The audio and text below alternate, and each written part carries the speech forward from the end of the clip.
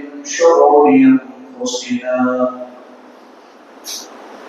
ومن سيئات أعمالنا من يهده الله فلا مضل له ومن يضلل فلا هادي له وأشهد أن لا إله إلا الله وحده لا شريك له وأشهد أن محمدا عبده ورسوله يا أيها الذين آمنوا اتقوا الله حق تقاته ولا تموتن إلا وأنتم مسلمون يا أيها الناس اتقوا ربكم الذي خلقكم من نفس واحدة وخلق منها زوجها وبث منهما رجالا كثيرا ونساء واتقوا الله الذي تساءلون به والأرحام إن الله كان عليكم رقيبا يا أيها الذين آمنوا اتقوا الله وقولوا قولا سديدا يصلح لكم أعمالكم ويغفر لكم ذنوبكم ومن يطع الله ورسوله فقد فاز فوزا عظيما أما بعد فإن خير الحديث كتاب الله وخير الهدي هدي محمد صلى الله عليه وسلم وشر الأمور محدثاتها وكل محدثة بدعة وكل بدعة ضلالة وكل ضلالة في النار. أعوذ بالله من الشيطان الرجيم. بسم الله الرحمن الرحيم. وما أمروا إلا ليعبدوا الله مخلصين له الدين حنفاء ويقيموا الصلاة ويؤتوا الزكاة وذلك دين القيمة. وقال النبي صلى الله عليه وسلم إن الله لا ينظر إلى أجسامكم ولا إلى صوركم ولكن ينظر إلى قلوبكم وأعمالكم. رواه مسلم. رب اشرح لي صدري ويسر لي أمري واحلل عقدة من لساني يفقهوا قولي. اللهم رب زدني علما. آمين.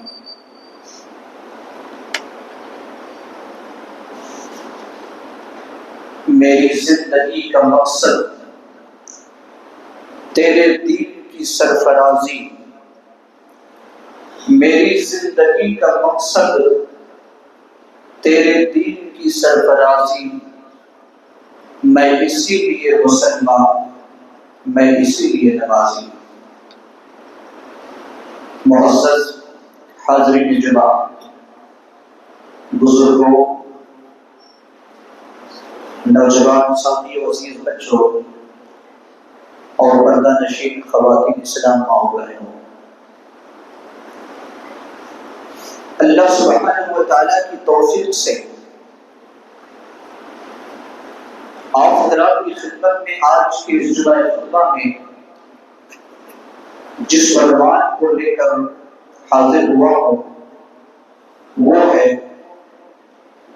कबूलियत आमाल में इखलास का असर। یعنی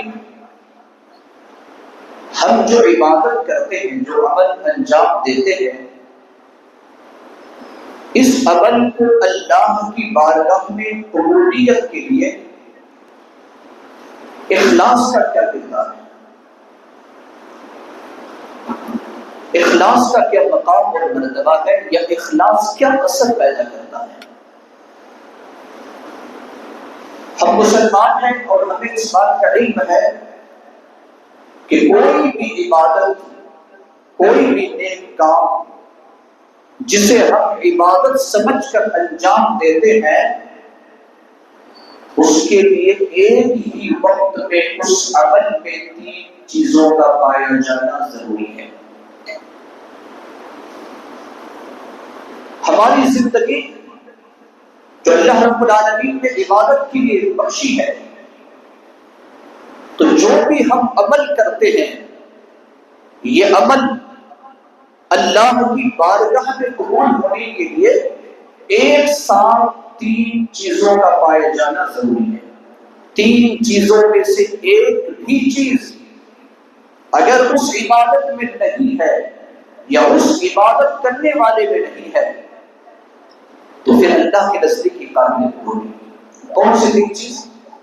پہلی چیز توحید، دوسری چیز اخلاص، اور تیسری چیز سنت نبوی۔ یعنی جو عمل کرنے والا ہے، عبادت کرنے والا ہے، وہ اگر توحید پرست ہے تو اس کی عبادت اللہ کی بارگاہ میں قابل قبول ہے، مشرک کی عبادت قبول نہیں ہے۔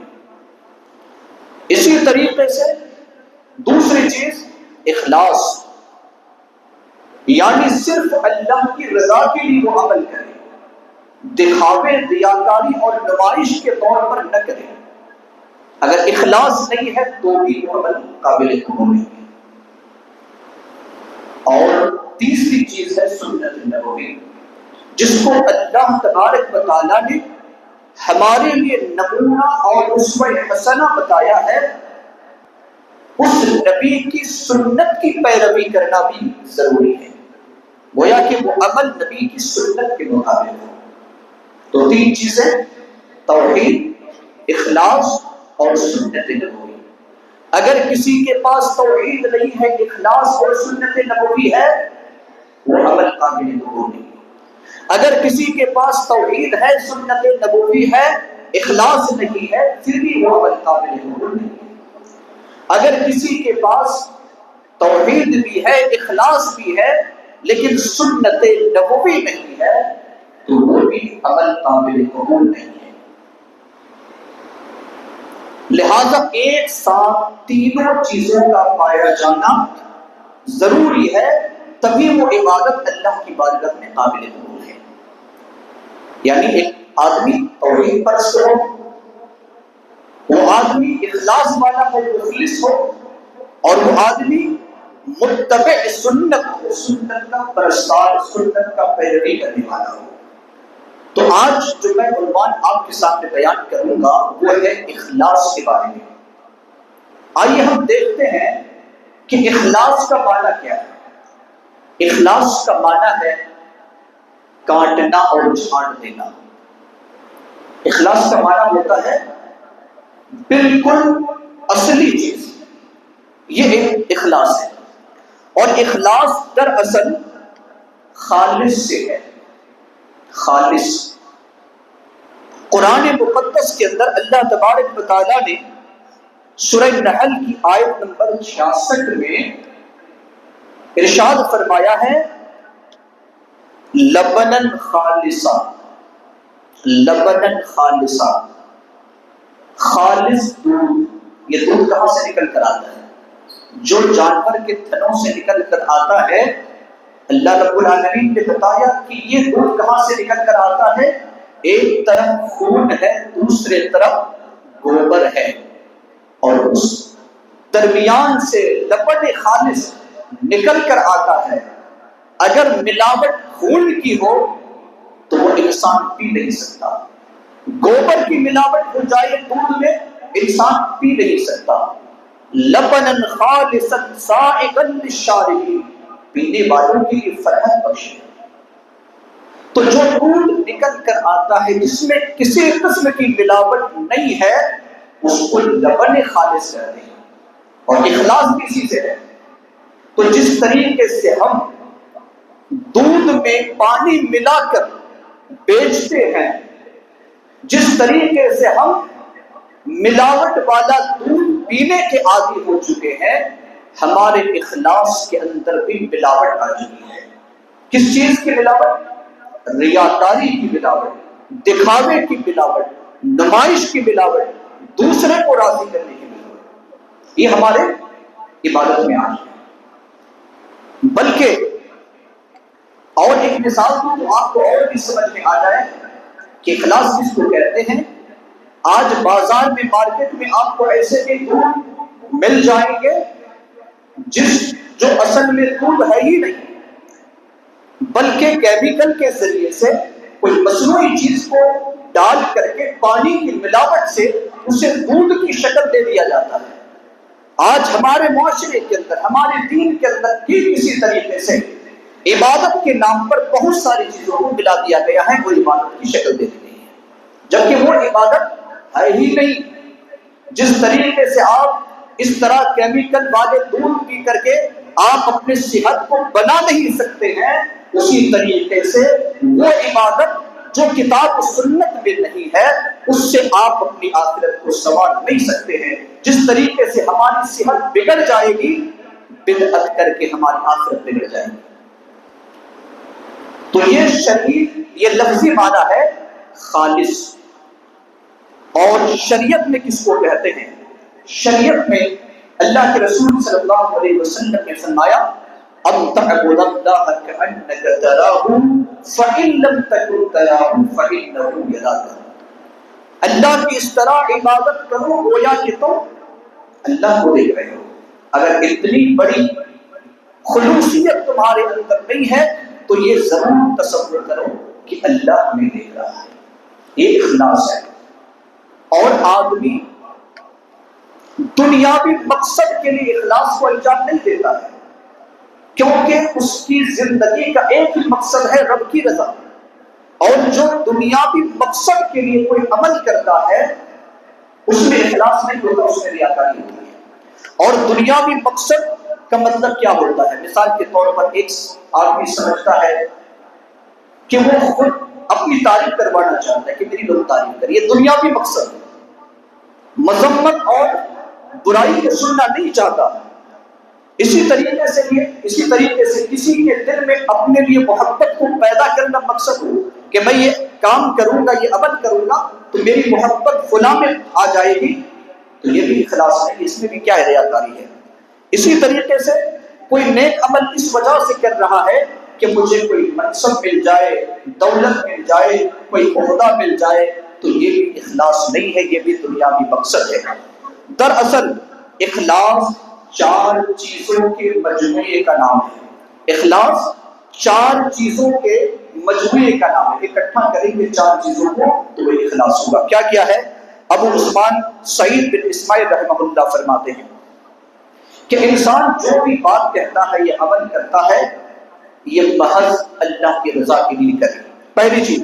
دوسری چیز کیا ہے کہ وہ بندہ عمل کرنے والا، نیک کام کرنے والا یہ سمجھے کہ یہ اللہ کا احسان ہے ہم پر کہ جس اللہ نے مجھے توفیق دی ہے اس نیک عمل کرنے کی، یہ دوسری چیز ہے۔ تیسری چیز یہ ہے کہ عمل میں نرمی اور ٹھہراؤ ہو، جلد بازی میں وہ بندہ عمل نہ کرتا ہو بلکہ اس میں نرمی اور ٹھہراؤ ہونا چاہیے۔ اور چوتھی چیز یہ ہے کہ عمل کرنے والا عمل سے فارغ ہونے کے بعد یہ اس کے دل کے اندر یہ خوف رہے کہ کہیں یہ عمل اللہ رد نہ کر دے۔ تو ان 4 چیزوں کے مجموعے کا نام کیا ہے؟ اخلاص ہے۔ اب اخلاص کی اہمیت کیا ہے؟ شریعت میں اخلاص کا مقام یہ ہے کہ عبادت کی روح ہے۔ اخلاص کیا ہے؟ عبادت کی روح۔ جس طریقے سے ہماری روح جب نکل جاتی ہے تو اب ہمیں عبداللہ اور عبد الرحمان سے نہیں بلایا جاتا، کوئی انسان نہیں کہتا ہے، کیا کہتا ہے؟ لاش کہتا ہے، ناش کہتا ہے، میت کہتا ہے، مرحوم کہتا ہے۔ تو اسی طریقے سے اگر کوئی انسان اخلاص کو کسی عبادت سے نکال دیتا ہے تو پھر وہ عبادت نہیں رہتی ہے، بلکہ وہ مردہ کے حکم میں وہ عبادت آ جاتی ہے۔ جس طریقے سے مردہ انسان خود نہا نہیں سکتا، خود اپنے کپڑے کو کھول نہیں سکتا، کفن کو پہن نہیں سکتا، قبرستان تک چل نہیں سکتا، اسی طریقے سے وہ عبادت جس میں اخلاص نہیں ہے وہ عبادت ہمیں جنت تک لے جا نہیں سکتی، منزل مقصود تک پہنچا نہیں سکتی۔ لہذا اخلاص کا مقام کیا ہے؟ روح کا مقام ہے۔ اسی لیے اللہ کے رسول صلی اللہ علیہ وسلم نے جو ارشاد فرمایا ہے کہ انسان کا جو نظریہ ہے، ہمارا اور آپ کا نظریہ ہے، ہم کیا دیکھتے ہیں؟ انسان کے چہرے کو دیکھتے ہیں، اس کے جسم کو دیکھتے ہیں۔ اللہ کے رسول صلی اللہ علیہ وسلم کیا فرماتے ہیں؟ صحیح مسلم کی روایت ہے کہ ان اللہ لا ينظر الى اجسامکم ولا الى صورکم ولكن ينظر الى قلوبکم واعمالکم، یقیناً اللہ تمہارے جسموں اور تمہاری صورتوں کو نہیں دیکھتا، بلکہ اللہ تو وہ ہے جو تمہارے دل اور تمہارے عمل کو دیکھتا ہے۔ کیونکہ اخلاص کا مقام دل ہے۔ اخلاص کا مقام کیا ہے؟ دل ہے۔ نیت کا مقام دل ہے، اور اللہ دل کو دیکھتا ہے۔ اللہ رب العالمین دل کو دیکھتا ہے کہ کس نیت سے اس نے اس عمل کو انجام دیا ہے۔ اسی طریقے سے اگر کوئی انسان اس کو الٹ کر اس نیت جو مقام دل ہے وہاں سے نکال کر زبان میں لائے اور کہے نویت ان اصلی باربع رکعات، تو اس سے جگائی کو تبدیل کر دیا، کیونکہ دل نیت کا مقام ہے، اخلاص کا مقام ہے، اور اس کو آپ نے کہاں لایا؟ زبان میں لایا، گویا کہ ایسی جگہ پر آپ نے رکھا جو اس کا مقام ہی نہیں ہے۔ آپ ٹوپی پہنتے ہیں، سر پر لگاتے ہیں، ٹوپی سر کے بجائے کندھے میں لگا دیے تو کیا کہا جائے گا اس آدمی کو؟ اس آدمی کو کہے گا کہ یہ اپنے سلیم کھو بیٹھا ہے، اسی وجہ سے ٹوپی کو بجائے سر میں رکھ لے کے کندھے پر رکھ رہا ہے۔ تو جب مقام نیت کا مقام دل ہے، ہم اسے زبان سے کہتے ہیں، تو یہ قرآن اور حدیث میں تو ہے ہی نہیں، اور یہ عقل کے بھی خلاف ہے۔ اسی لیے قرآن اور حدیث کی کسی کتاب میں آپ کو یہ نویت اصلیہ یا جو بھی الفاظ استعمال کرتے ہیں یہ الفاظ نہیں ملیں گے۔ کہنے کا مطلب یہ ہے کہ اللہ تبارک و تعالیٰ کسے دیکھتا ہے؟ دل کو دیکھتا ہے، کیونکہ دل میں نیت ہوتی ہے، دل میں اخلاص ہوتا ہے، اور یہی اللہ رب العالمین کا مقصود اور مطلوب ہے۔ اللہ تبارک و تعالیٰ نے بھی اسی بات کا حکم دیا ہے۔ سورۃ البینہ آیت نمبر 5 میں صاف لفظوں میں اس کا ذکر کرتے ہوئے فرمایا کہ وَمَا أُمِرُوا إِلَّا لِيَعْبُدُوا اللَّهَ مُخْلِصِينَ لَهُ الدِّينَ۔ اللہ رب العالمین اس بات کا حکم کرتا ہے کہ عبادت کرو۔ کیسی عبادت کرو؟ اللہ کے لیے دین کو خالص کرتے ہوئے، اس عبادت کے اندر اخلاص پیدا کرو، اور اخلاص کے ساتھ تم عبادت کیا کرو، اور اسی کا اللہ نے حکم دیا۔ اسی لیے کیا کہا؟ وَمَا أُمِرُوا، اللہ نے حکم نہیں دیا ہے إِلَّا لِيَعْبُدُوا اللَّهَ مُخْلِصِينَ لَهُ الدِّينَ، مگر اللہ کی عبادت خالص کر کے کرنے کا۔ اللہ رب العالمین نے اخلاص کے ساتھ عبادت کرنے کا حکم دیا ہے، اور بہت ساری آیتیں اس بارے میں اللہ رب العالمین نے فرمائی ہیں۔ اب علامت اخلاص کیا ہے، کہ اخلاص کی علامت کیا ہے؟ تو سب سے پہلی علامت یہ ہے کہ جو عمل کرنے والا ہے، عمل کرنے والا اس کی نظر میں تعریف اور مذمت دونوں برابر ہے۔ لوگ مجھے برا کہے، لوگ مجھے بھلا کہے، اس سے میرا کوئی فرق نہیں پڑتا۔ کیوں؟ اس لیے کہ اصل مقصود ہے رب کی رضا، لوگوں کو راضی کرنے کا نہیں ہے۔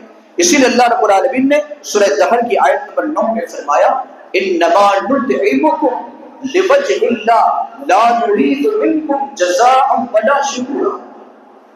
اے مسکینوں، اے یتیموں، اے محتاجوں، ہم جو تمہیں کھانا کھلاتے ہیں صرف اس وجہ سے کھلاتے ہیں کہ اس سے رب کی رضا مقصود ہے۔ اس سے مقصد تم مجھے میرا شکریہ ادا کرو یا تم مجھے بدلا، تو یہ میں نہیں چاہتا۔ میرا مقصد کیا ہے؟ رب کی رضا ہے، اور اسی وجہ سے میں تمہیں کھانا کھلاؤں گا، اللہ رب العالمین نے فرمایا ہے۔ دوسری علامت یہ ہے کہ انسان جو بھی عمل کرے ثواب کی امید سے کرے، ثواب اور نیکی کی امید سے کرے۔ تیسری علامت یہ ہے کہ جہاں تک ہو سکے اور جو عمل چھپ کر کرنے کے ہیں اگر وہ کرتا ہے تو بہتر ہے۔ کوشش کرے انسان کہ جو عمل چھپ کر کرنا ہے وہ چھپ کر کے عمل کرے، کیونکہ اللہ کے رسول صلی اللہ علیہ وسلم کی حدیث صحیح مسلم کے اندر ہے، ان اللہ یحب العبد التقی الغنی الخفی، یقیناً اللہ اس بندہ سے محبت کرتا ہے جو متقی ہو، وہ بندہ جو بے نیاز ہو، وہ بندہ جو جس کے اندر پوشیدہ عمل کرنے کی صلاحیت ہو یا پوشیدہ طور پر کوئی عمل کرتا ہو۔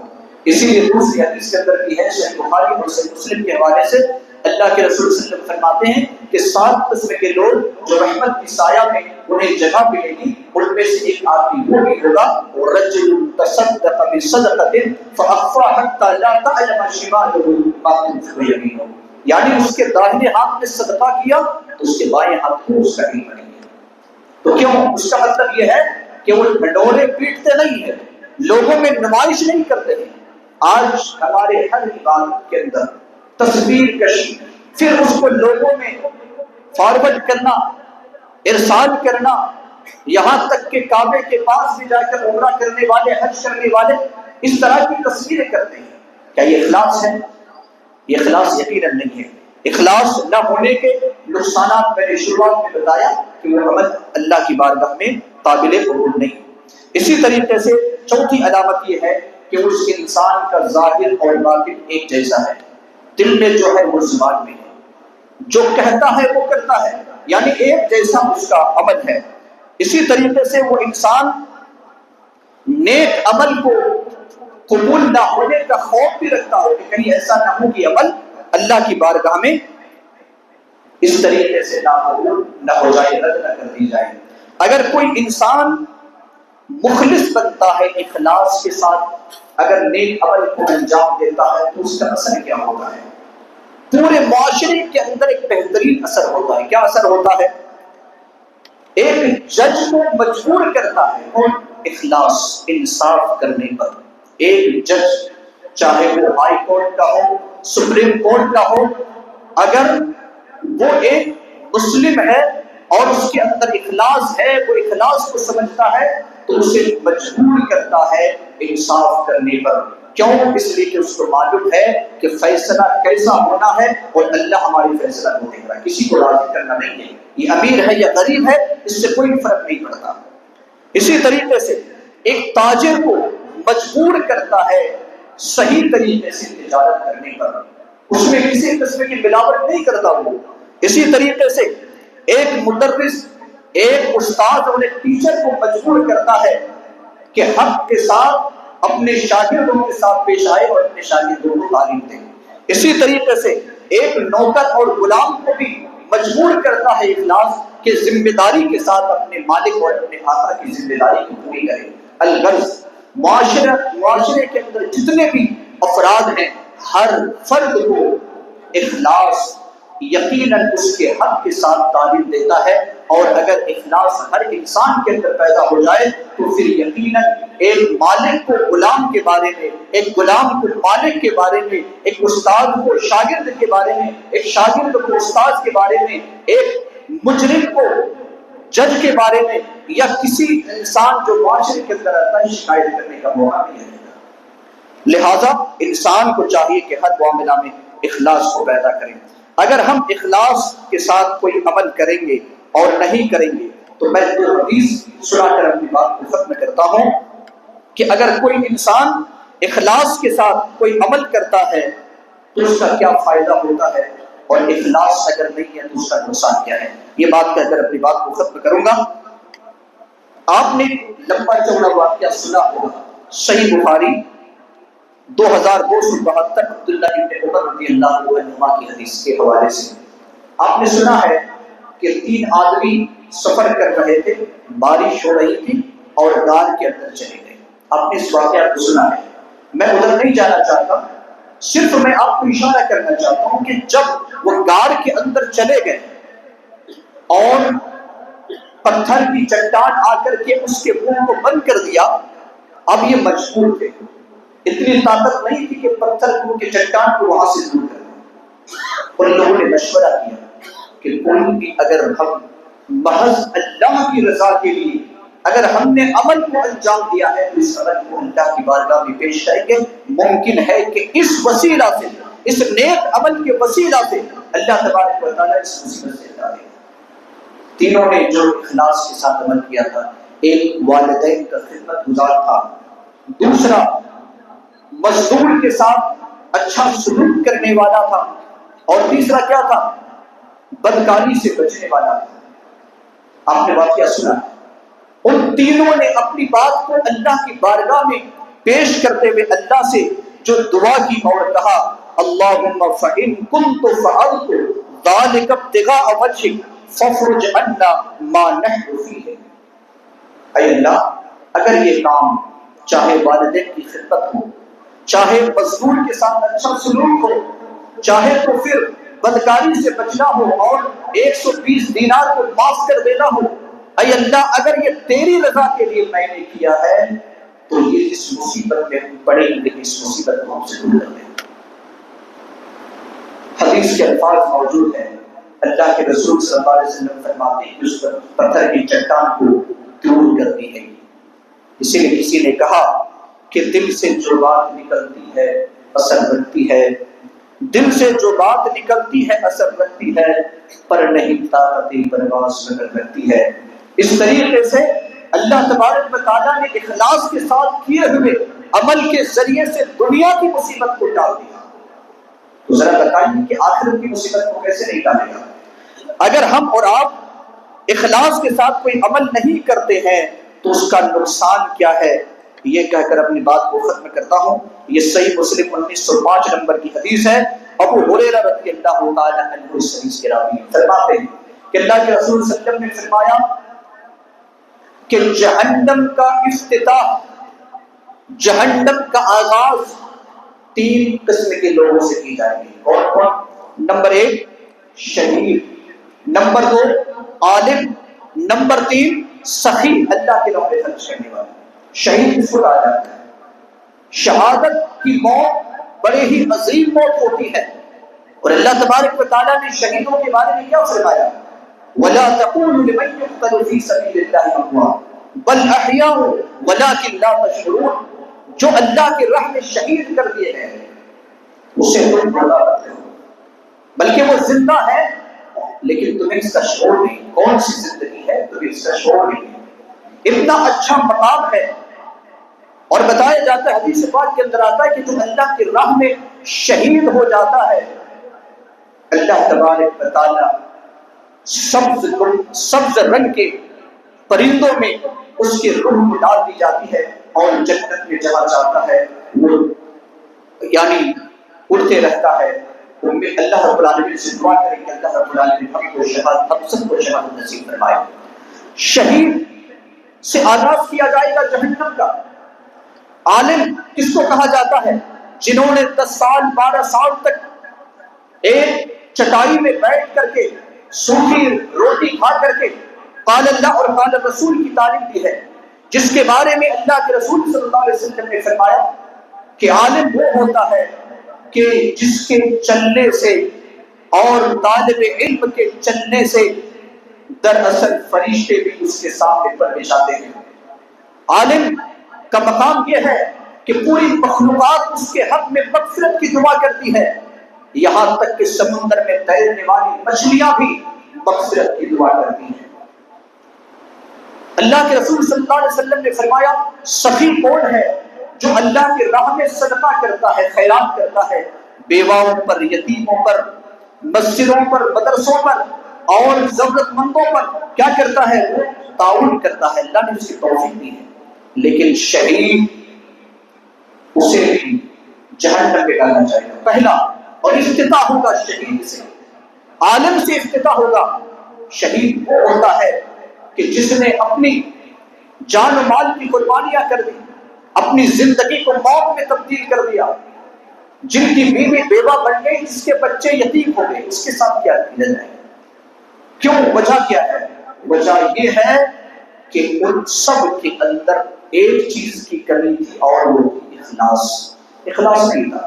شہید ہوا اس وجہ سے کہ لوگ مجھے بہادر کہیں گے، عالم بنا اس وجہ سے کہ لوگ مجھے عالم کہیں گے، اور سخی اللہ کی راہ میں خرچ کیا اس وجہ سے مجھے بڑا سخاوت کرنے والا ہے، یہ پکاریں گے۔